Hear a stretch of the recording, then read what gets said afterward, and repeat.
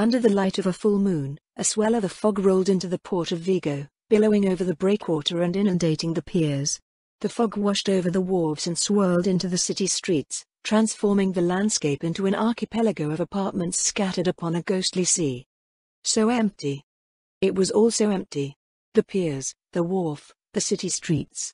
To be fair, it was an hour past midnight, but the day would only show how drastically things had changed from a mere year before. The merchant fleet, the lifeblood of Vigo, was gone. Every vessel in port for that season had been taken by the Royal Navy to keep the Demon Emperor's demi-human horde from spilling over the narrow isthmus that connected the north to the south. Barely any of the ships had returned, though the broken bits of their wreckage still washed up on the beaches every day.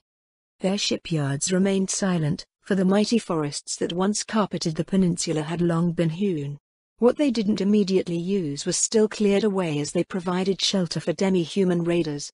With Roble half in ruins, even the wealthiest nobles could scarce afford to import wood from Riestais as the bulk of their resources had been rallied to keep the north from collapsing outright. Not that most minded.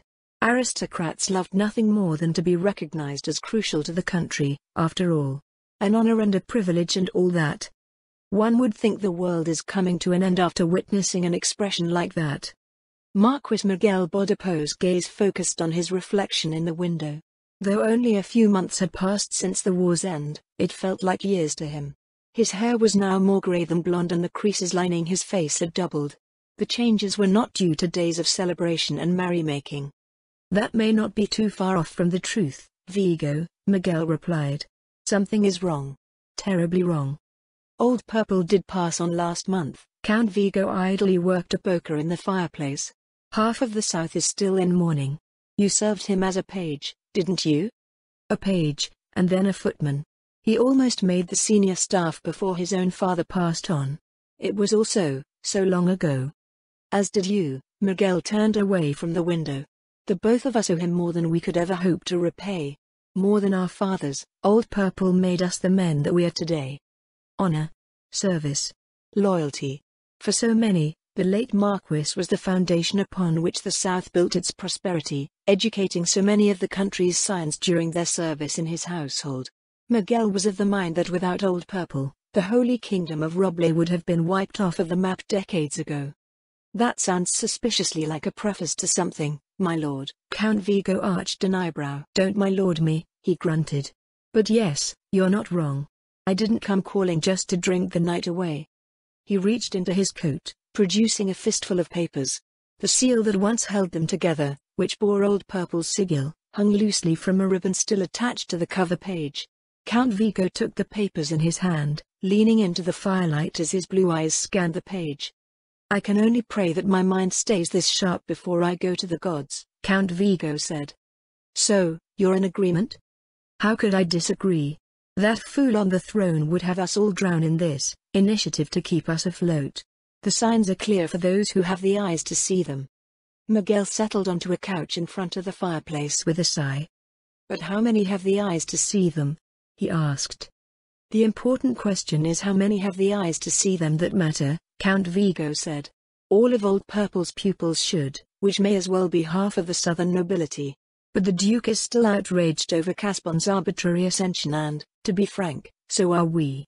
Any challenges to the recovery measures issued by Hobans are guaranteed to be framed as an effort to undermine Caspon's legitimacy by the parasites who support him. Yet, if we don't do anything, Miguel said, those parasites will only continue to get fatter at the expense of the country itself. You and I would not be speaking right now if there was a clear and simple solution. Count Vigo took a seat across the table from him, gently setting the letter from Old Purple down between them.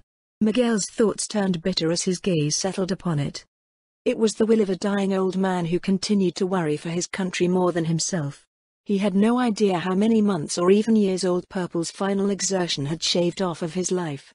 He also had no idea how to lay his old mentor's spirit to rest. What about the temples? Count Vigo asked as he idly swirled his glass of red. What about them? Miguel snorted. As always, they hold their traditional stance of supporting the Holy King. Even when it means that their traditional stance supports radical nonsense? You know how the temples are. They insist that they're only concerned with the spiritual well-being of the country. Did you tell them that our current course will turn the spirit of the country as black as a demon's heart? I did. Count Vigo's hand stopped. You did? He frowned. Miguel smiled slightly, imagining the bishop's reaction if he had. Not in those exact words.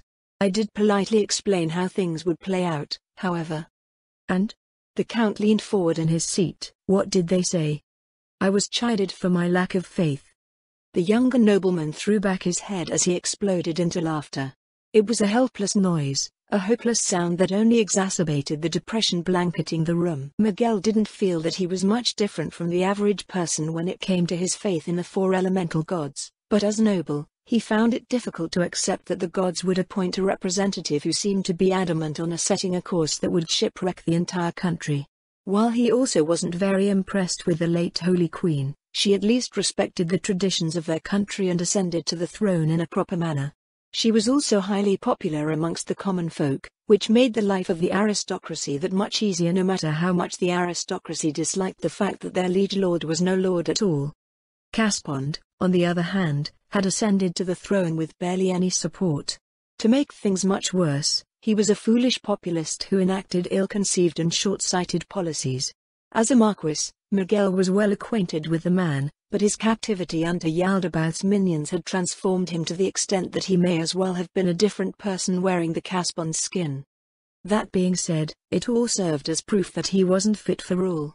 Past traumatic experience was no excuse for present-day incompetence, and his court lacked the talent to counterbalance it. Perhaps he and his supporters expedited his ascension for that very reason, which, if true, only contributed to the Holy Kingdom's dire situation. But what other choices do we have? The Duke? Count Vigo scoffed. The Admiralty? The next fleet will come in ahead of the autumn storms, but they'll have been out for 3 years on the Jaya. I feel like throwing up whenever I think about their reaction to all this when they finally sail into port. We still have at least one good candidate coming in with that fleet, Miguel told him. And what they witness may serve to spur them to action. The most important point is that the Holy Kingdom has always chosen its kings. Kings do not choose themselves as Caspond has. Everything he has done and everything he is doing weakens the moral and legal fabric of our country and drags us closer to becoming a festering pit of absolutist tyranny. Do the people even care? The people must be made to care. They don't see what we do. They don't have the means to. This responsibility sits directly upon the shoulders of the aristocracy. And blame will be directly placed upon us if we try. You know as well as I how people are. Miguel sent a sour look across the table. Count Vigo's only response was a smirk and a shrug. The mire that the Holy Kingdom was rapidly sinking into was a difficult one to crawl out of. At the center of the whole problem, of course, was Caspond. Regardless of whether he was a total idiot, hopelessly idealistic, or twisted by his experiences during the war, it all boiled down to the same result. Upon his coronation, Caspond embarked upon an economic crusade that sought to bring all of the Holy Kingdom's productive potential together for a monumental, unified effort to get the country back on its figurative feet. It was to be a war against the dark future that the country faced in the wake of Yaldabaoth's invasion. There was no sacrifice too great for the sake of victory. Caspond didn't phrase it in those exact words, of course. The message that the criers delivered to the far corners of the country was one that appealed to the values of the mostly rural population. In times of disaster and crisis, communities came together in order to survive. Helping others in times of need was the right and proper thing to do. In accordance with that spirit, the Holy Kingdom would come together to pull itself out of a mess that it never asked for and did not deserve. And nearly everyone hopped on board. The people, the temples, even some of the nobles. Caspond's proposal was an appeal to common sense, but common sense was often nonsensical, and it was also possibly the worst way to think critically about anything. The common folk could be forgiven for thinking that way. They weren't raised to rule, and the lives that they lived didn't grant them the insight to see too far beyond the immediate realities of their existence. Expecting them to was about as reasonable as expecting a noble to know how to fashion a suit of armor or take care of a herd of lanka. Unfortunately, that didn't stop them from having an opinion on subjects in which they were unlearned. What a properly educated and experienced noble would see as measures to amend policies that would inevitably lead to ruin would be perceived as evil acts of corruption by the masses. The result would be the same if they did nothing, for Caspond had turned the entire affair into a competition. Individuals, communities, and even entire fiefs were measured against one another according to their contributions to the country. The most productive were awarded with various prizes that ranged from money to hereditary titles. As any noble who had ever financed a contest for a town fair would expect, the entire country was incentivized to pursue the metrics that qualified and quantified those contributions to the exclusion of all else. And, because those metrics had become a part of everyday life, every man, woman, and child started to define themselves by them. It went all downhill from there. There was no end to the stupidity he witnessed. Never mind stupidity, crime rates had gone up 20-fold in a mere month and problematic behaviors were becoming normalized. One could feel the spiritual and moral corruption that was taking hold of the country. Yet, Caspond continued to insist that it was the correct course.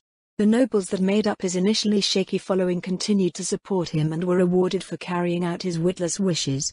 Instead of seeing a social problem rooted in a set of ill-conceived policies that exploited human nature and brought out the worst in people, the temples instead chose to chastise their congregations for the sinful behavior that resulted to little or no effect.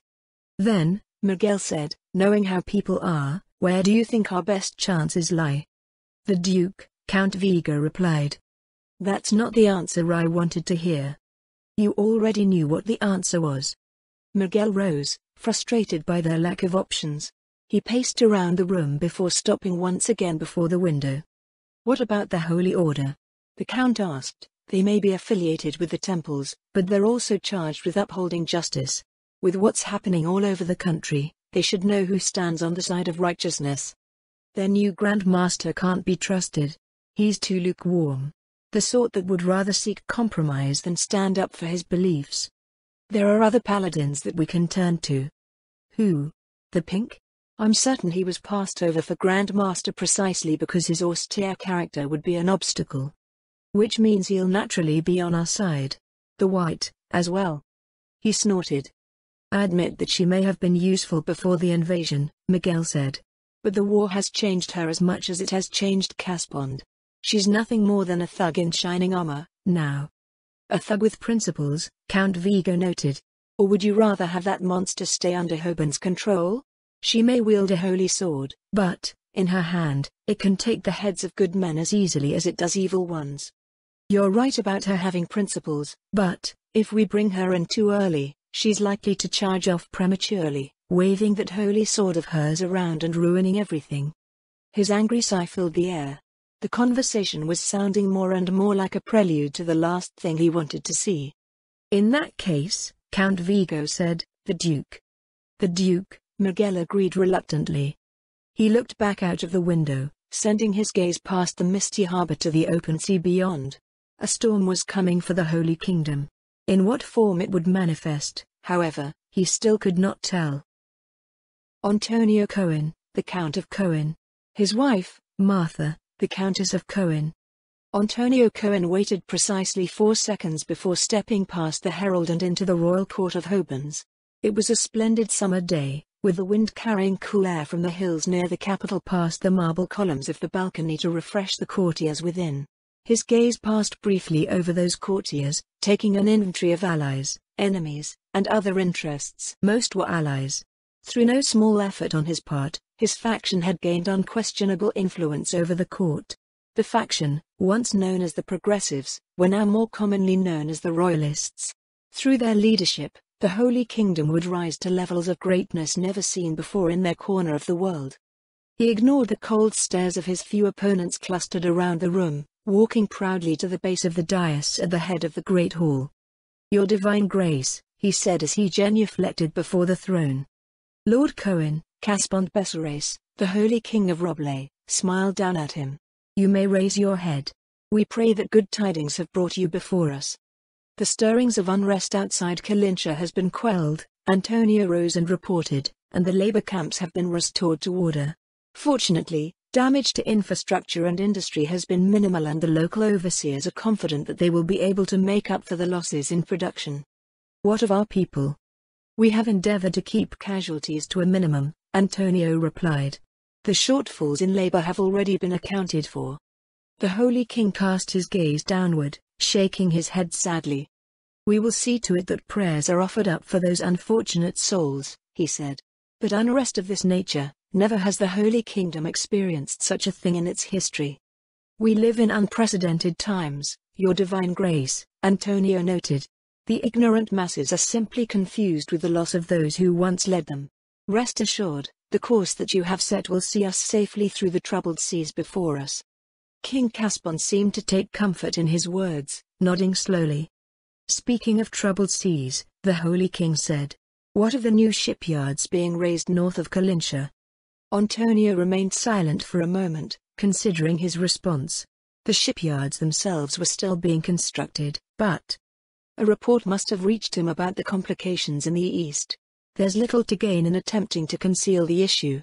I must regret to inform Your Divine Grace that there will be delays, Antonio said. Not only in the construction of the shipyards themselves, but also in the commissioning of new vessels. An angry murmur rippled throughout the court. Not only were the new shipyards supposed to provide work for thousands of Roblay's citizens and the tens of thousands who supported them, but it was also a crucial industrial facility that was meant to offset a major disadvantage. Namely, the true purpose of the shipyard was to increase the power of the Holy King and his supporters against the southern nobles who opposed both his ascension and his policies. The South's industries were untouched by the war, and the side with the larger navy ultimately dictated the fate of the Holy Kingdom. This is untenable, one of Antonio's allies visibly seethed. Coercion in all but name. Antonio shuddered at the memory of the Black Rider that appeared with the Sorceress Kingdom's ridiculous demand. The official treaty with the Sorceress Kingdom recognized a 2,000 square kilometer strip of land beyond the wall as part of the Holy Kingdom's holdings. Then, just as the work to develop those holdings had begun, they demanded that the Holy Kingdom cease. Never mind infringing on the rights of a sovereign state to govern its own territory, the demand itself was utterly nonsensical. All of the plans that hinged on the development of their new frontier were thrown into disarray, including the construction of the northern shipyards and their future operations. He could only think that the undead country was trying to curtail the Holy King's, and, by extension, the Royalists' power in some unfathomable bid to manipulate their country. The ink on the treaty with the Sorceress Kingdom has barely dried and they've already altered the deal. We can only pray that they do not alter it any further, King Caspon sighed. The Sorceress Kingdom continues to sustain our people with their generous food aid, so we cannot afford any friction with them at this point. If anything, this is further reason to ensure that our policies are carried out with all haste. As for the issues with the shipyards, rather than rage against that which we cannot control, let us discuss solutions. I propose that we focus our efforts on the northeast, Count de Silva, one of the more vocal members of the Royalist faction said. To the wilderness that lies between us and Riestais. The Sorceress Kingdom can hardly say anything about that. But what will Riestais say? The king asked. De Silva let out a derisive sound. According to my sources, Riestais can barely keep its heartlands from being overrun by bandits and worse. Travelers say that the lands halfway to Eroble have been allowed to grow wild and are infested with goblins and ogres. Besides, another noble said, they didn't lift a finger to help us when Yaldabaoth invaded, despite knowing of his evil. We owe Riestais nothing. Here. They cannot claim land that they cannot control. Antonio scanned the faces in the court. It was not just his allies that held those sentiments. So my lords say, King Caspon said, but does that not also apply to us? We are hardly in any state to wage another war. Another war is hardly required, De Silva scoffed. Goblins and ogres are no threat worth mentioning.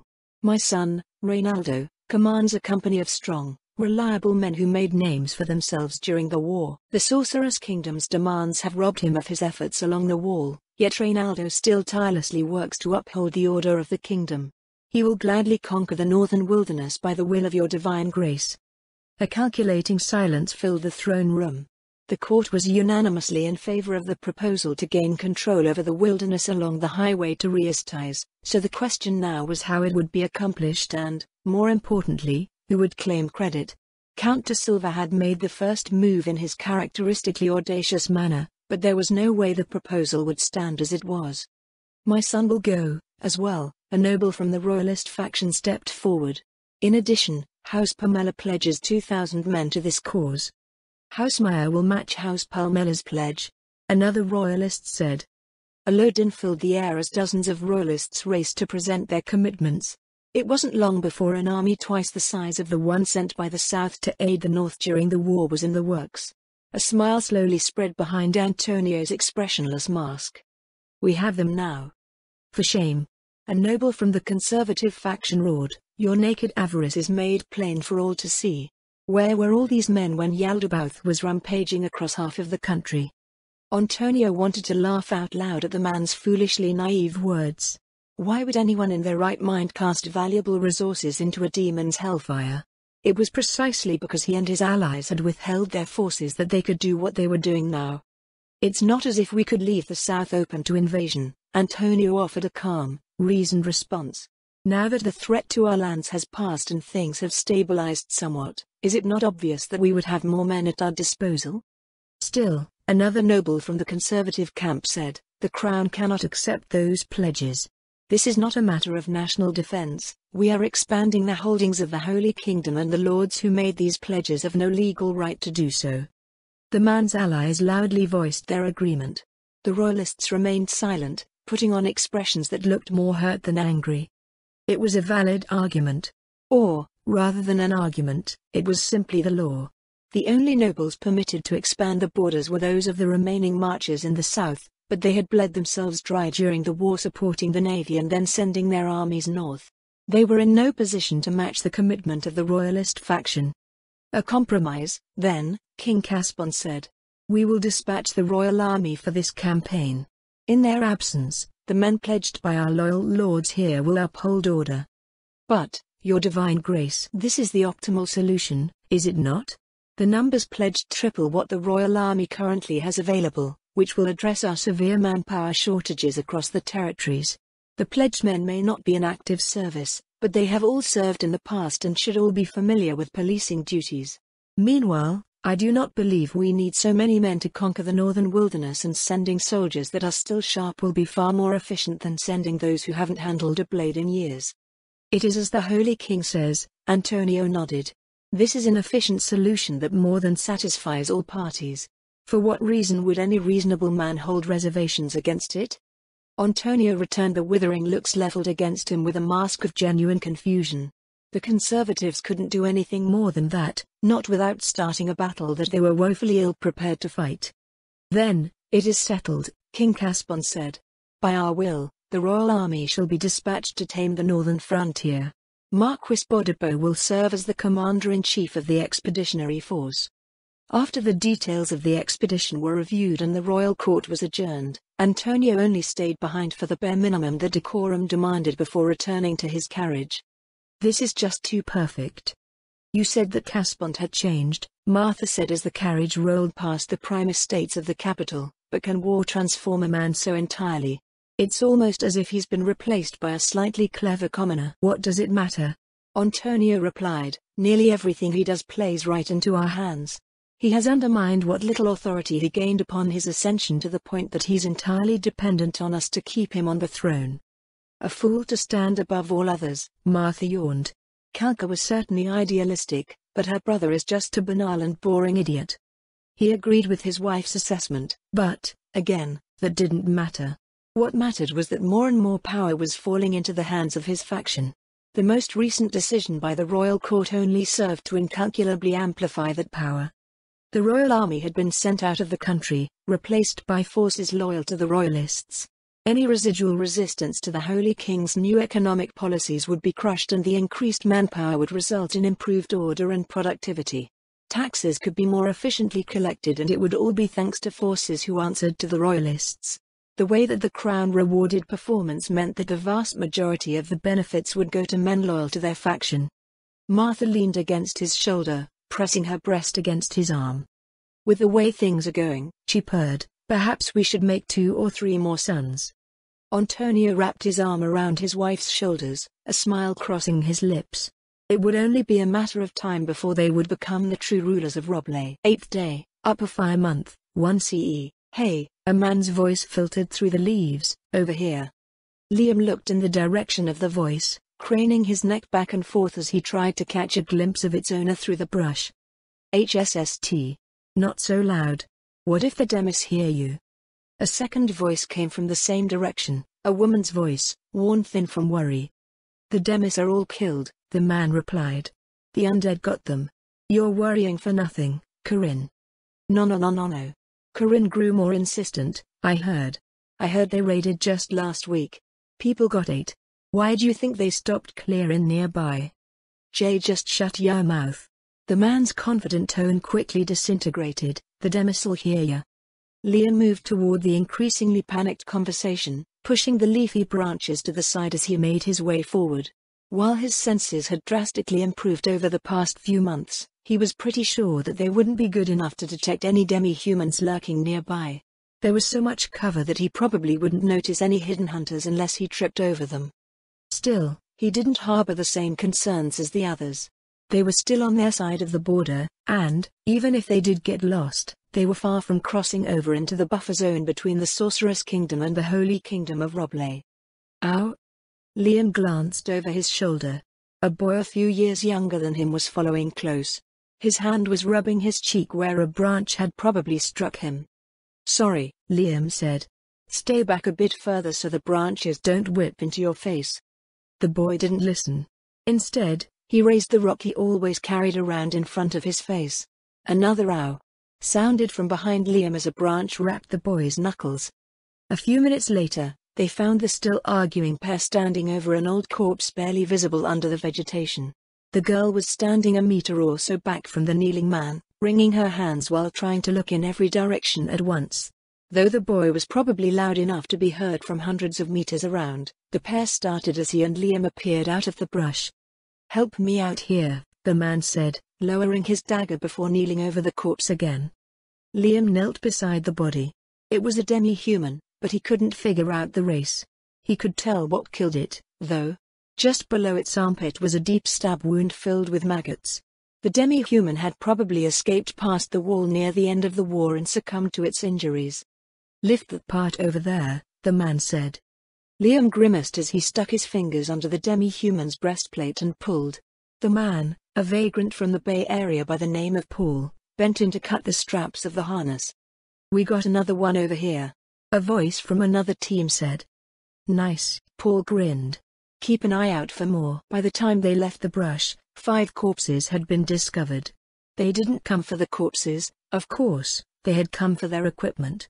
Paul stopped their teams at a stream next to a strip of cleared-out land. "Why'd we stop here?" Paul's girl, Corinne, said. "Clean up the equipment." Paul gestured toward the stream. "Here?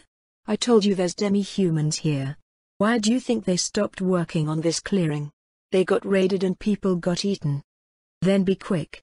But make sure they're clean. Those Smiths'll use any excuse to cheat us." "How much will we get?" someone asked. "Dunno. Hey, Liam, you're a merchant's get. What do you think?" Liam went over to the equipment piled by Corinne, who was desperately scrubbing away while whispering fervent prayers to the four. He picked up a washed vambrace fashioned out of dark steel. Barely a silver, maybe 2. Bards, merchants, and rogues all had the ability to appraise items. That ability had nuances between job classes, but they could all discern the value of things. It wasn't as simple as having a number pop up in one's head, though that did actually happen. The problem was that the number rarely, if ever, matched what one could get for something. It was just a baseline to work off of. After that, they had to apply things like local market conditions, connections, and negotiation skills. "Who are we taking these to?" Liam asked. "The Weasel, maybe," Paul said. "The Weasel gave us shit prices the last time." Another scavenger said, "We should go to the Trout." "Trout's an extra day," someone else noted. "Is it worth it?" "The Weasel always takes our stuff," Paul told them. "He's right near here so we can get back out here right away.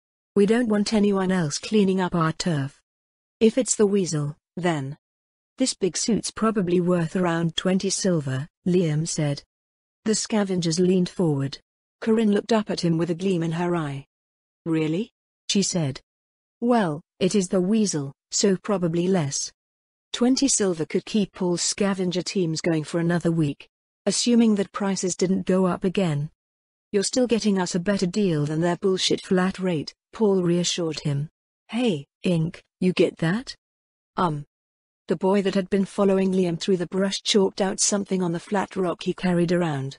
Liam wasn't sure where he had come from, but ink was the only person in the scavenger crew that could write. In Robler's script, anyway. How much would they be worth at market? Ink asked. As equipment? Liam furrowed his brow. 4 or 5 platinum, I guess? What? The forgers are robbing us blind. They're not, Ink told the angry scavengers. We're selling this as scrap. It doesn't matter how nice it is as a suit of armor. What a waste, Paul grumbled. Hey, couldn't we just sell this stuff to the merchant ships? Even if we get half of the value, we'd be way ahead. But the Holy King said that we need the scrap, Corinne said. Paul instantly turned jealous for some reason. You idiot, Paul said. With that kind of money, we could buy all the scrap we want. But we sold the scrap as equipment, Ink said. Paul frowned and remained silent for several seconds. Shut up. It's no use, Ink sighed. Even if we had money, we don't have any connections. The nobles are controlling everything going in and out, and the next fleet doesn't come in until the end of summer anyway. Damn nobles. Who gave them the right to do that? The Holy King? Liam stayed out of their grumbling, listing his price predictions for each piece as Corinne cleaned them up. The discussion was part of why he had once again been dispatched to the Holy Kingdom of Roble. This time, he was working both for the Royal Army's Intelligence Division and the Ministry of Transportation, investigating the issues with the Holy Kingdom's internal logistics. From the beginning, things seemed clear enough. With so many of the Holy Kingdom's northern nobles dead from Yaldabaoth's invasion, nobles from the south had been called in to help manage things. As people with power tended to do, they wasted no time using their authority to bring anything that gave them even more power under their control. With the country half in ruins and half starved, no one could spare the resources to address the problem. Of course, a report like that wasn't good enough for the Sorceress Kingdom. They always wanted to know everything about everything, and even more than that, if possible. His current orders were to join the groups of vagrants salvaging for scrap outside the Great Wall. He had no idea how that was supposed to help with his work, but it was an easy enough task. As long as one was useful, one was accepted with no questions asked. So, the total comes out to 70 silver, Ink said. 70? Paul frowned. Wasn't the first suit of armor 20? The first one was from a big demi-human, so his armor was heavier. We're paid by weight, not by suit. Tisk. Well, it's still good coin. A few more finds like this and we're set for the summer. Liam wasn't so sure about that. Money seemed to just melt away in the Holy Kingdom, and all people could do was work harder to survive. Since he was last there, prices for everything had almost doubled, and even well water came with the price. Once Paul was satisfied that their spoils were scrubbed clean, the salvage teams made their way back to the Great Wall. Their destination was its northernmost fortress, which had been destroyed at the start of Yaldabaoth's invasion. They had come out through a hole there, which saved them the long trip from the Kalincha Gate 2 days to the south. Rather than becoming relaxed as they drew closer to safety, a sense of tension rose over the scavengers. The source of that wariness was soon given form by the distant thunder of hooves. Hey, Liam said. Do you hear that? Paul looked around. I don't hear anything. Don't scare me like that. Corinne hit him. No, I hear it too, another scavenger said. The scavengers picked up the pace, but it wasn't long before a set of banners appeared on the horizon. A branch with a bird, one of the scavengers said. Shit. Paul stopped and ran into the ditch by the road. It's De Silva. Find a place to hide our stuff. They were walking in the clearing out in front of the Great Wall, so there weren't any good options. Someone threw a piece of armor on the grass and tossed his shirt on top of it, hoping to make it look like a pile of refuse. Others ran further afield, dropping their loot into the tall grass. One guy hurled his breastplate toward the bushes in the distance, though it fell far short of its target. Under the distant banners came an entire column of riders, led by a young man in full plate mail. The scavengers shifted nervously. They made it a point to learn which nobles ran things where they were looking for salvage, and De Silva was one of the houses from the south with a bad reputation. Liam eyed the riders and their demilances as the column split up to surround them. If they were anything like the thugs that worked for House Fassett, they wouldn't think twice about poking holes in people for fun. I am Lord Reynaldo de Silva, The man in armor looked down at them from his warhorse. "And you are intruding on my land." "We're not intruding." Paul didn't look up. "We've got licenses." The nobleman jerked his head at the riders nearby. They dismounted and headed straight for Paul, shoving him onto the ground. "Hey!" A rider knelt and grabbed the back of Paul's head, shoving his face into the dirt. "You will address me with the proper respect," the nobleman said. Some of the other riders started going through their things. They found the equipment quickly enough and took it all away. One of the scavengers was struck down with a mail-fisted punch when he stepped forward in reaction. Everyone else knew better than to voice any protest or display their displeasure. "I found some papers on them, my lord." One of the riders came up to the armored man, holding up a few crumpled sheets of yellowed paper. The lord reached down and took them, his eyes running over their content briefly before his lips turned up in an unpleasant smile. "As I expected," he said. "This license is forged. Bind everyone here, we're taking them to the Kalincha gate." The scavengers bolted. A few of them were immediately clubbed to the ground by the mounted men they tried to dash past. Some of the other riders didn't move at all, allowing the scavengers to get through. It was only when they made it a few hundred paces that the men wheeled their horses around. Liam sat on the ground, trying to make himself as small as possible while watching the men ride off with weapons brandished, their sadistic whoops filling the air. "They're just like the Facets." He had seen tactics like theirs far too many times. They were just small men who exulted in what little power they had over others and employed fear to keep their lessers in line. A booted foot kicked Liam over. One of the riders stripped his things away. Liam pushed himself up in a panic. "Wait, that's wrong move." The man taking his things away spun around and kicked him across the face. When Liam came to again, his arms were bound behind him and his heels were dragging over a dirt road. "Please, I'm bleeding." A tearful voice came from the side.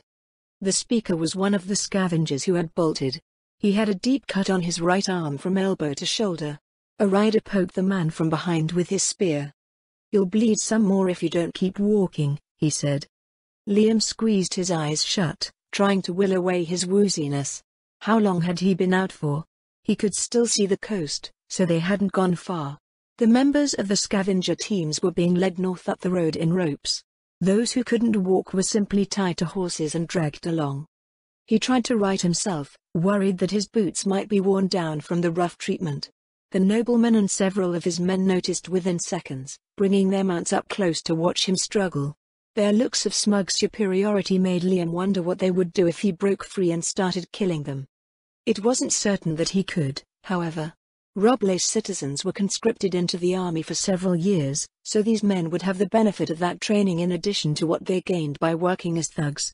Liam tried several more times to get his feet under him. He did manage it once, but being dragged backwards with his arms tied behind caused him to lose his balance and fall back painfully on the coarse rope. The men mocked him until he gave up and allowed himself to be dragged along again. "Take his boots off," one of the men suggested. "He'll try harder if he doesn't want to see his heels scraped off on the road." "Why do you have to do this?" Liam asked. "What kind of stupid question is that?" One of the men spat. "We're the Lord's men, this is the Lord's land, and this is the Lord's order." Of course. All they needed was a few more cliché lines and they would be just like the bit villains portrayed in some stupid street performance. Liam's mind started to race when one of the riders looked like he was about to dismount. He looked around for a distraction and discovered a disturbing sight to his right. "What happened to those men?" Liam asked. "Justice happened," the nobleman's proud tone said it all. "But they're wearing army uniforms." "The army is not above justice," the noble said. "And justice is the purview of the crown through the Holy King's loyal nobles. Those men abandoned their posts to cause trouble along the border, and I brought them to justice." It didn't look like they had been executed beforehand. Each soldier was strung up by his wrists and left to die from dehydration and exposure. There was even a man in an officer's surcoat hanging beside a boy that was about the same age as Liam. After a few moments, he realized that no women were hanging alongside the men, which was strange. The Holy Kingdom conscripted men and women alike. Liam glanced at the prideful nobleman and his thugs. The Holy Kingdom was in bad shape when he left it that spring, but he hadn't seen anything like this back then. "I've never seen people hung up like this before," Liam said. What did the paladins say about this? At the mention of the Holy Order of Roble, the riders sent nervous glances up the road. The one that looked like he was about to come down and take Liam's boots didn't seem so keen on it anymore. "Hey," someone said. "That whiny guy passed out. Is he dead?" Several seconds passed in silence between the riders. "Dump him in the bushes," one suggested. "What if he's not dead?" another asked. "Then make sure they're dead," the first man answered. "Do you want those uptight shitheads talking down on us at the gate?" The riders split up. Not only did they cut the wounded man loose and carry him off, but they also dragged away the other scavengers with visible injuries. Ink, who only had a cut on his forehead, started screaming. "I'm not dead," he cried. "I can walk. I don't want to die."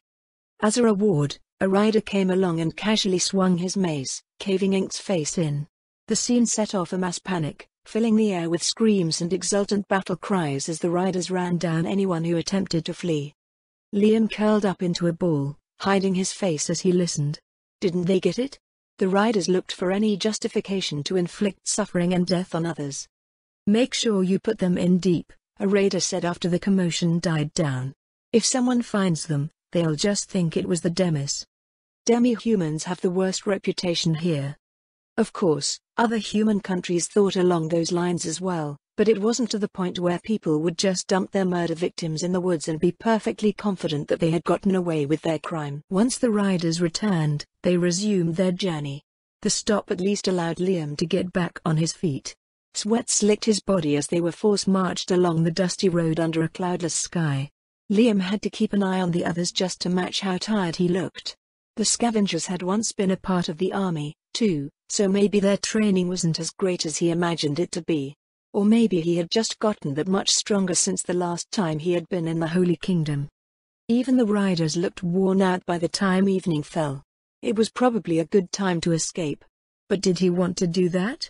The noble and his men were clearly dangerous to be around, but Liam's job in the Holy Kingdom this time was to investigate the issues reportedly festering within its borders. The nobleman seemed like a good lead on those problems. Additionally, unlike his sister, he had been assigned to start around the Great Wall instead of one of the cities, so there must have been some reason for it. A few riders brought the remaining captives together, securing them to a tree while the rest of the nobleman's men set up camp. Once everyone settled down, the riders started looking in their direction in a dangerous way. "Hey," one of them said, "bring the girls over here." As one, the bound girls tensed. "You idiot," another replied. "We're a day out from the gate. What are you going to do if one of them squeals?" "I love me a squealer," the first man chuckled lasciviously. "That's not what I meant, you dumbass. I got this." Yet another man rose from his spot at the campfire. He sauntered over with a cocky smile. "I'm sure you all heard us, so I'll give it to you straight. Come over to us and you'll get a warm meal and a tent to sleep in so long as you make for good company. Otherwise, you can stay here and sleep in your piss and shit while you freeze. Course, there's no promise that a few of our boys figure they'll come over for a good time anyway."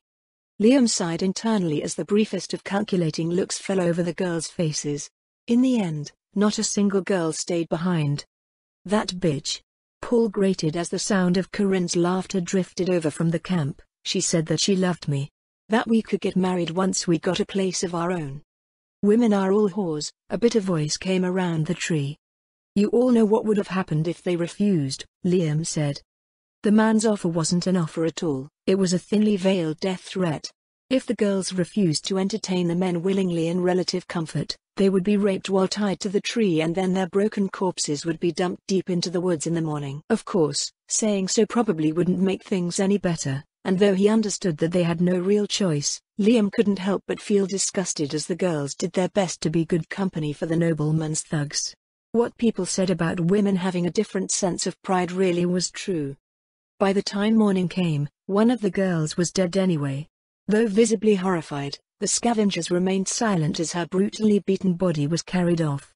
The surviving girls clung to the riders, doing chores and whatever else they thought would improve their chances. On the riders' part, they treated it all as if it were normal. The ones that had been chosen by a girl even looked proud. Liam was already tired by the time they broke camp and continued on their way. The scavengers around him were thoroughly demoralized and allowed themselves to be led along by their captors without a word of complaint. He was half certain that the one girl had been killed to produce the exact result that he saw. The nobleman and his thugs were skilled in all the wrong ways, another sign that things in the Holy Kingdom had taken a drastic turn for the worse. When the gate came into view that evening, the nobleman stopped and instructed his men to check over their captive's condition. One of them even licked his hand to pat down Liam's hair. Once they were satisfied with the appearance of their prisoners, they proceeded to the Kalinsha gate. Kalinsha was actually 2 days from the wall, as everyone called it. It was little more than a giant hole in the Great Wall, but a pair of soldiers were stationed at the place where the gate should have been. Lord Reynaldo, one of them nodded. What do you have for us? That's as far as respect for this guy goes, I guess. They showed neither fear before the nobleman and his thugs nor very little interest in his presence. The nobleman probably stayed outside the wall because it was the only place where he could lord over everyone without being challenged. Illegal scavengers, the nobleman replied. Furthermore, they had the gall to foist forged documents upon me. That's a lie, Paul shouted and pointed at Liam. Just check his papers. Oh, you didn't just. It seemed that the noble hadn't just made up a charge. The soldier, however, ignored the theatrics and held out his hand. The paladins will deal with that, he said. Make sure that my name goes on the report, the nobleman said. I'm working day and night out here, you know. MHM. The papers went into the soldier's hand. Liam also spotted 2 silver coins going along with them. The soldier whistled up 2 others from a tent nearby. Shift's just about done, he said as they shuffled over. We're booking these fellas over at the office. Another few coins passed hands, copper this time. The soldiers attached Liam and the scavengers' bonds to a long rope and led them off. Liam looked over his shoulder to get one last good look at the nobleman who had brought them in, but he and his thugs were already riding back the way they came.